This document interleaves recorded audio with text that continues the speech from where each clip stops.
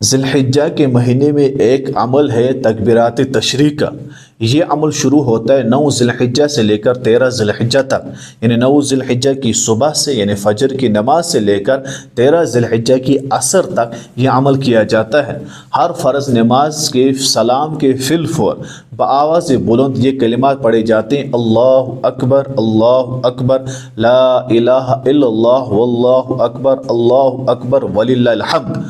मर्द पर भी वाजिब है, औरत पर भी वाजिब है। मर्द पर ज़ोर से वाजिब है बाआवाज़ बुलंद, और औरत पर आहिस्ता वाजिब है, यानी आहिस्ता पढ़ें।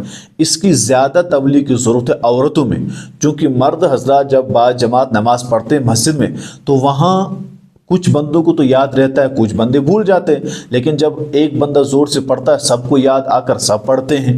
लेकिन औरतें चूँकि घरों में नमाज तन्हा पढ़ती है और इस अमल की आदत नहीं होती, इस वजह से वो किसी नमाज में पढ़ना भूल जाती है, और या यूँ होता है कि किसी तक ये बात ही नहीं पहुंचती है कि ये अमल भी है इन दिनों में।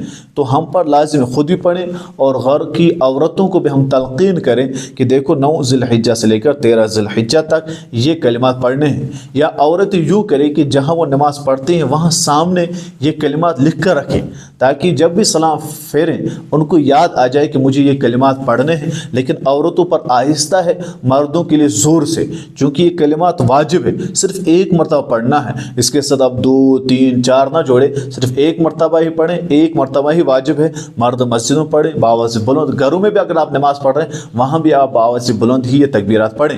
अलबत्ता औरतों के लिए आहिस्ता है। याद दहानी के लिए मैंने कह दिया कि जाए नमाज के सामने आप इसको लिख दें, फिर आप इसको सामने रख कर पढ़ें ताकि आपको याद रहे, क्योंकि वाजिब है, छूट जाए तो गुनाह है।